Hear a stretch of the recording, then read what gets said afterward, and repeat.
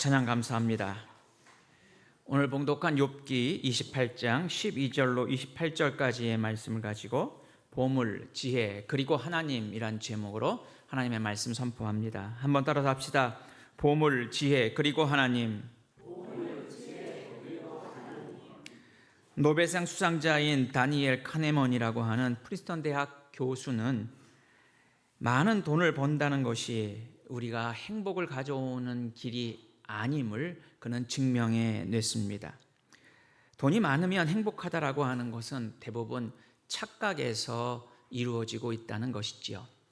9만 달러, 우리 돈으로 하자면 한 1억 정도가 되는 연봉을 받는 사람들과 그 1억이 못되게 연봉을 받는 사람들과의 행복도를 비교해 보니까 1%밖에 차이가 나지 않는다는 것입니다.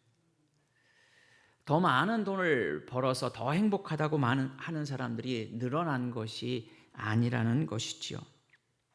그러므로 물질은 행복의 지름길이 아닌 것을 우리는 잘 알고 있습니다. 그럼에도 불구하고 우리의 인간들은 물질을 향해 달려가고 있습니다. 학교에서 초등학교 때 소풍 가면 제일 즐거운 시간은 보물찾기 시간이지요. 우리 작년에 우리 교회에서 야유회 가서 우리 7구역에서 보물을 숨기고 찾는 보물찾기 순서가 있었습니다. 아무리 찾으려고 애를 써도 보이지 않는 사람이 있는 반면 어떤 사람은 노력하지 않아도 2개, 3개가 보물이 눈에 띄는 경우들을 보게 됩니다. 우리가 찾고자 하는, 우리가 끊임없이 헤매고 있는 보물 찾기는 과연 무엇일까요? 여러분들은 어떤 보물을 찾기 위해 여러분들의 시간과 열정과 그리고 여러분들의 생명까지도 희생하며 그 보물을 찾아 헤매고 있습니까? 오늘 욥기 28장의 말씀은 욥이 지혜와 명철에 대해서 이야기하고 있는 것입니다. 악인들이 현실에서 득세하고 창궐하는 것 같지만 그러나 하나님께서는 결국 그 모든 것을 행위대로 심판하실 것을 말하고 있고 그리고 그 하나님의 정의를 항변하고 있는 것이 바로 오늘 28장의 말씀이지요. 지혜와 명철에 대해서 변론하고 있습니다. 지혜와 명철이라고 하는 것은 무엇일까? 그것이 오늘 12절 이하의 말씀이에요. 28장 1절에서부터 11절까지는 사람들이 은과 금을 그리고 온갖 보물을 향해서 달려가고 있는 모습을 기록하고 있습니다. 우리가 잘 아는 타이타닉호라고 하는 침몰한 큰 배를 알고 있지요. 1912년 침몰한 타이타닉호, 그 큰 배에는 엄청난 보물이 함께 수장되었다는 소문이 돌았습니다. 그래서 수많은 사람들이 그 타이타닉호에 숨겨진 보물을 찾고자 했었던 것이지요. 그런데 얼마 지나지 않아서 그 타이타닉호에 실려졌던 화물의 목록이 밝혀졌습니다. 그 배에 실렸던 화물은 새털, 그리고 밀집, 모자 제조용 모피, 화장지, 자동차 부품, 가죽, 토끼털, 머리망, 냉동 기계 등 우리가 보물이라고 생각할 수 없는 것들로 가득 차 있었다라고 합니다. 그럼에도 불구하고 사람들은 마치 엄청난 보물이 그 안에 숨겨져 있는 것으로 착각하며 살아갑니다. 지금도 우리나라 주변의 바닷가에 어디엔가는 보물섬이 침몰해 있다고 그 보물선을 찾아 헤매는 자들이 있습니다. 인간은 끊임없이 보물을 찾는 존재입니다. 그 보물이 과연 무엇일까요? 인간에게 있어서 가장 중요한 보물은 바로 물질이지요. 오늘 봉독하진 않았지만 1절 이하의 말씀에 보면 은과 금, 그리고 그 안에 숨겨져 있는 수많은 광석들, 그리고 수많은 보물들, 이 보물들을 찾아 헤매는 것이 인간들의 모습인 것을 말씀하고 있습니다. 온갖 위험을 무릅쓰면서도 생명을 내어놓기까지도 하면서 그 보물을 찾기 위해 달려갑니다. 금이라고 하는 것이 길바닥에 가다가 주울 수 있는 것이 아닙니다. 금맥을 찾아서 깊은 땅 속에 들어가 금을 채굴해야만 됩니다. 금을 채굴하는 것으로 끝나지 않습니다. 그 수많은 돌 가운데 숨겨져 있는 금을 재련을 통해서 순수한 금을 골라내야만 그것이 금으로서 가치가 있게 되는 것이죠. 보물이라고 하는 것은 엄청난 시간과 그리고 엄청난 투자를 해야만 얻을 수 있는 것입니다. 그뿐만이 아닙니다. 그것이 어디에 있는지조차도 알 수 없습니다. 오늘 7절을 보면 본문 말씀 앞에 있는 7절이에요. 그 길은 설계도 알지 못하고 매의 눈도 보지 못한다라고 하는 것이죠. 온갖 보물과 보석들, 솔개와 독수리, 그 매의 눈은 높은 창공을 나르면서 수 킬로미터 떨어진 작은 먹잇감들도 확인할 수 있는 그 시력이 좋은 동물들조차도 그 보물이 어디에 숨겨 있는지 알 수 없다는 것이지요. 보물은 땅속 깊은 곳에 보이지 않는 곳에 숨겨져 있습니다. 그렇기 때문에 이 보물에 대한 인간의 욕망과 열망은 더욱더 클 수밖에 없습니다. 보석이 그저 눈에 보이는 아주 흔한 곳에 있다면 우리 인간은 그 보석을 향해 달려가는 열망이 식을 수밖에 없을 것입니다. 그럼에도 불구하고 그 보석은 보이지 않는 곳에 있어서 그 보이지 않는 곳을 채굴하고 캐내기 위해서 수단과 방법을 가리지 않는다는 것이죠. 9절 이하의 말씀에 보면 이렇게 기록합니다. 사람이 굳은 바위 위에 손을 대고 산을 뿌리까지 뒤엎으며 반석에 수로를 터서 각종 보물을 눈으로 발견하고 누수를 막아 스며 나가지 않게 하고 감추어져 있던 것들을 밝은 대로 끌어내느니라. 보물을 얻기 위해서, 보물을 채굴하기 위해서 엄청난 수고를 아끼지 아니하고 그 수고를 향한 인간의 열망과 열정이 이 오늘 욥기에 그대로 기록되어져 있습니다. 과연 우리는 어떤 보물을 향해서 우리의 열정과 우리의 열망을 쏟아붓고 있습니까? 우리가 추구하고 찾는 보물은 무엇이며 그 보물을 위해, 그 보물을 찾기 위해 우리는 얼마나 많은 시간과 물질을 투자하고 있습니까? 알렉산더 대왕이 동서의 세계를 하나로 묶은 왕이지요. 그는 그것을 실현하기 위해 군대를 이끌고 왕궁을 떠납니다. 왕궁을 떠나면서 왕궁에 남아있는 신하들에게 그는 자신의 보물 창고를 열어서 그 보물을 모두 나누어 주었습니다. 그러자 동행했던 신하가 묻습니다. 폐하, 어찌하여 이 귀한 보물들을 나누어 주십니까? 폐하의 보물 창고에는 아무것도 없습니다. 그러자 이 알렉산더 대왕은 이렇게 이야기합니다. 나는 결코 내 보물을 잊지 않았다.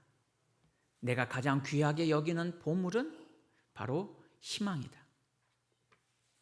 눈에 보여지는 수많은 보석들을 부하들에게, 신하들에게 나누어 주면서도 그는 가장 귀하게 여겼던 보물은 희망이었습니다. 그 희망을 향해서 열망을 지녔고 꿈을 지녔고 그리고 그 희망을 이루기 위해 그는 최선의 노력을 다하며 살았던 것이지요.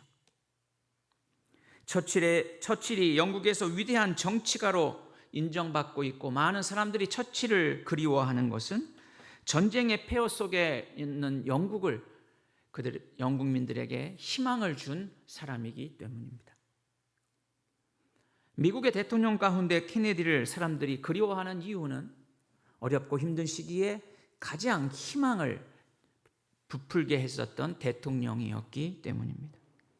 우리는 과연 예수 그리스도를 믿는 하나님의 자녀로 하나님이 주시는 희망과 꿈을 간직하며 그 꿈을 이루기 위해 살아가고 있습니까? 과연 우리는 어떠한 희망을 위해 우리의 열망과 열정을 쏟아붓고 있습니까?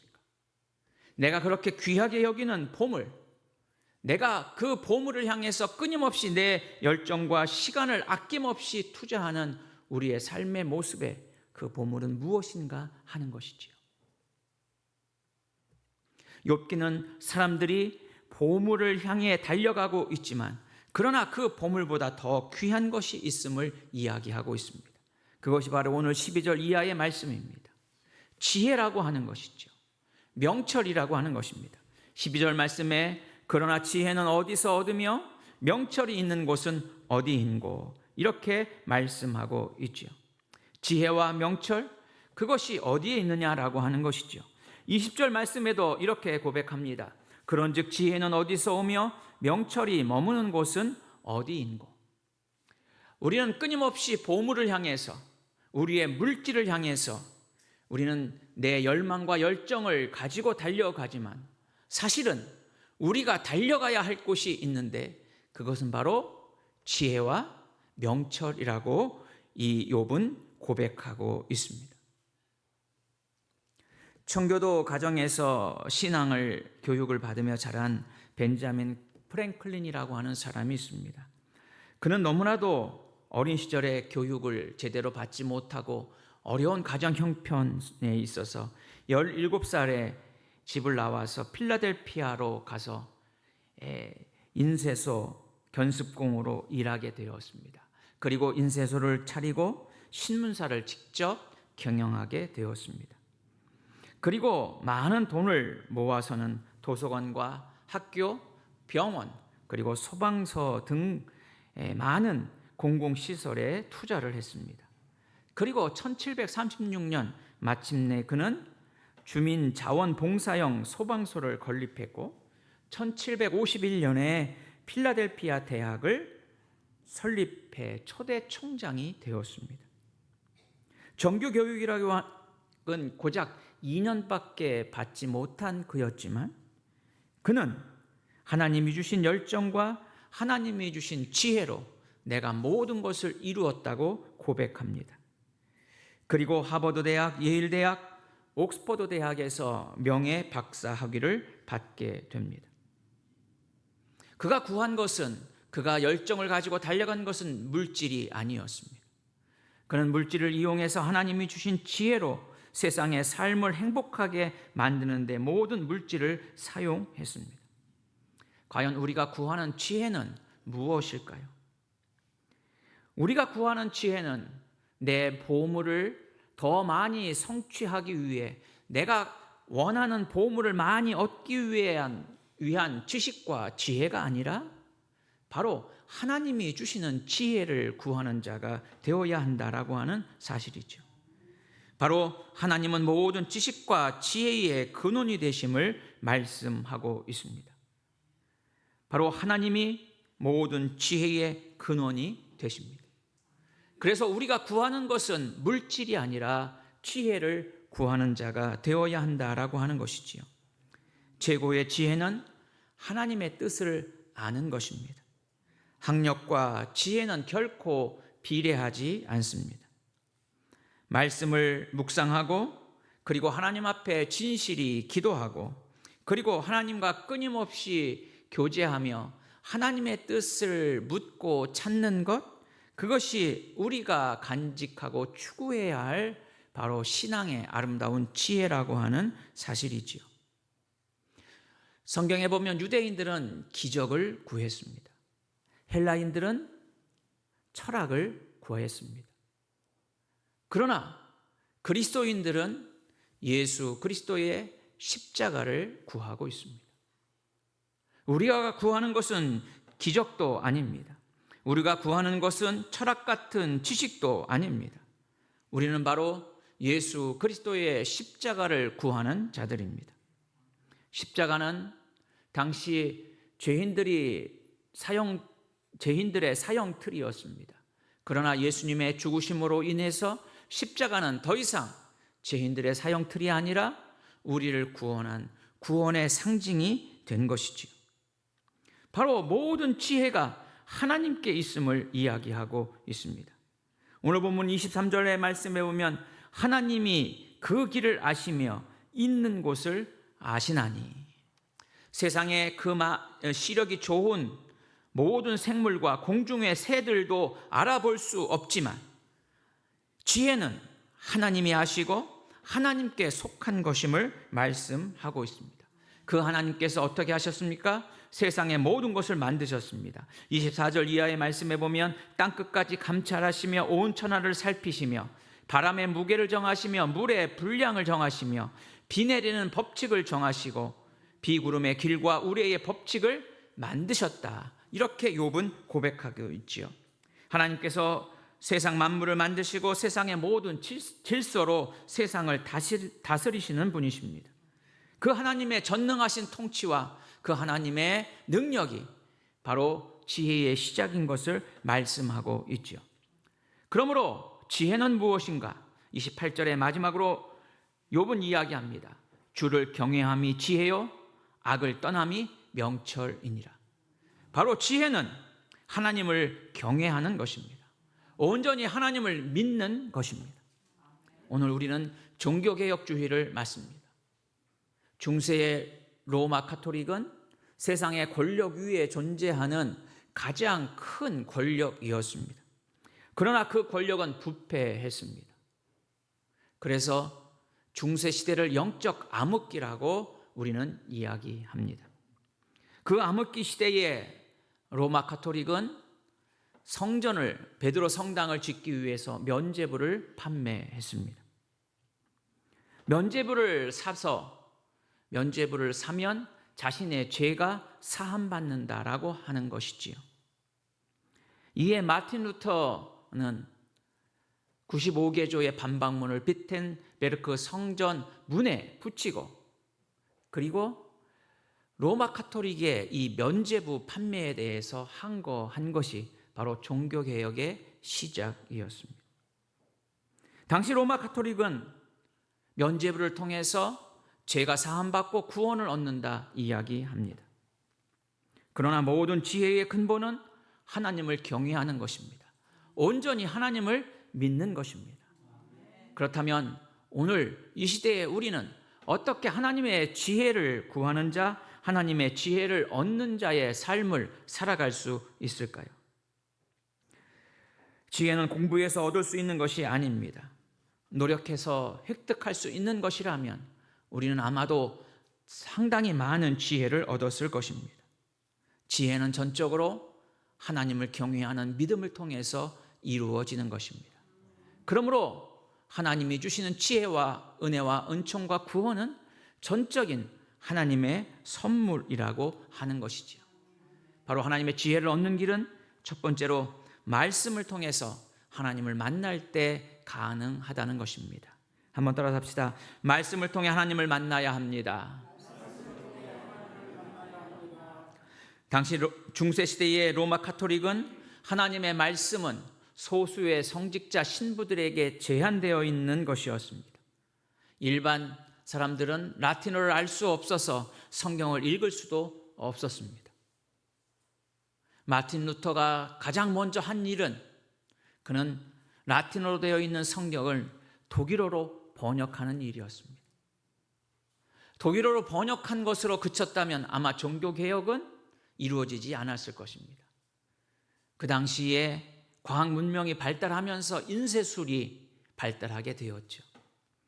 그 인쇄 기술로 인해서 라틴어에서 자국 언어인 독일어로 번역된 하나님의 성경이, 하나님의 말씀이 이제 독일 국민들에게 전달되기 시작합니다.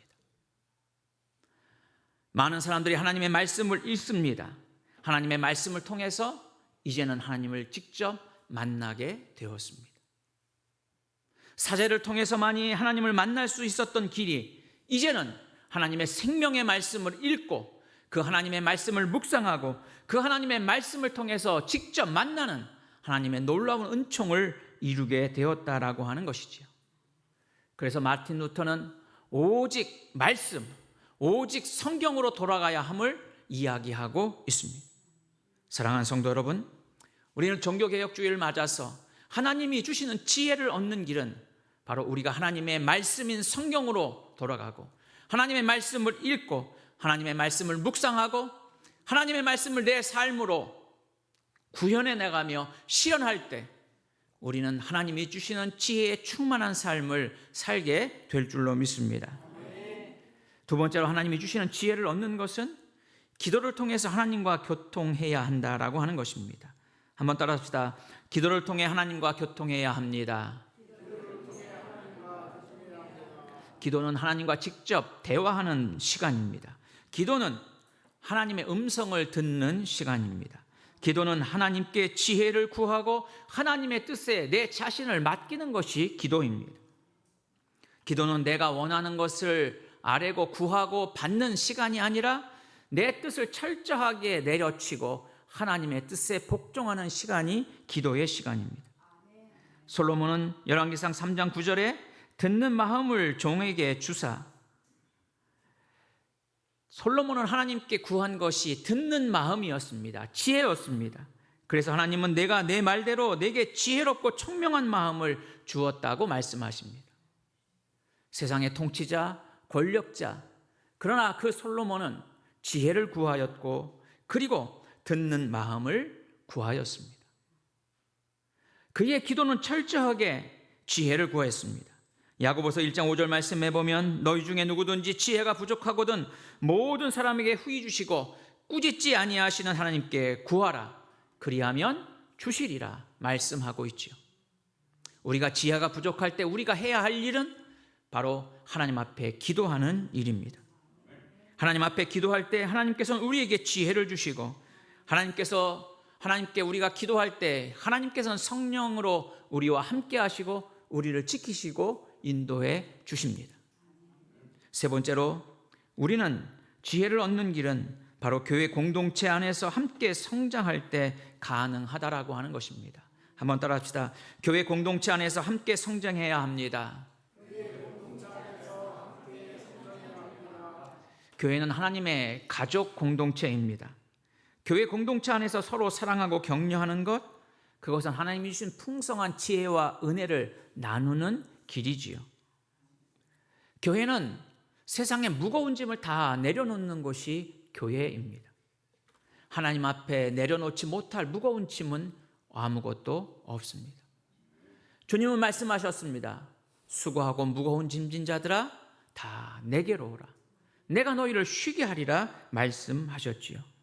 우리의 인생의 수많은 질고와 그리고 우리의 삶의 무거운 짐, 주님 앞에 내려놓을 때 우리는 하나님이 주시는 지혜와 능력을 힘입어 믿음으로 승리하는 삶을 살게 될 줄로 믿습니다. 그러므로 우리는 다른 성도들을 대할 때 두 가지가 필요합니다. 타인을 향한 우리의 감수성입니다. 다른 사람을 이해하고 다른 사람을 수용할 수 있는 감수성이 우리 가운데 있어야 한다라고 하는 것이죠. 타인을 이해하지 못하고 타인을 배척하는 마음이 아니라 우리는 늘 타인을 이해하고 다른 성도들을 수용할 수 있는 우리의 영적인 감수성이 깨어 있어야 한다라고 하는 거예요. 그뿐만이 아니라 우리는 우리의 선교적 마인드, 하나님이 원하시는 하나님의 생각을 품고 하나님의 꿈을 품고 살아갈 때 우리는 아름다운 교회 공동체를 이루어 나가게 되는 것이지요.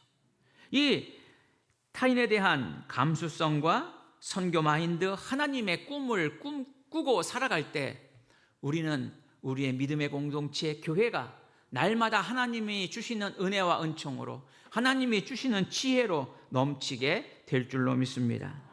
지혜는 단순히 지식이 아니라 삶의 모든 문제를 해결하는 그리고 삶의 올바른 판단을 내릴 수 있는 하나님의 선물인 줄로 믿습니다. 우리는 겸손한 마음으로 하나님께 나아가 하나님의 말씀을 묵상하고 또 기도하고 교회 공동체 안에서 서로를 사랑하며 살아갈 때 우리는 하나님이 주시는 아름다운 지혜가 날마다 더하게 될 줄로 믿습니다. 하나님의 지혜는 가진 것을 주면 그것이 변하여 축복으로 돌아오고 또다시 더 큰 은혜와 복으로 우리에게 돌아옵니다. 돈이라고 하는 것은 잘 쓰는 사람이 가장 부자입니다.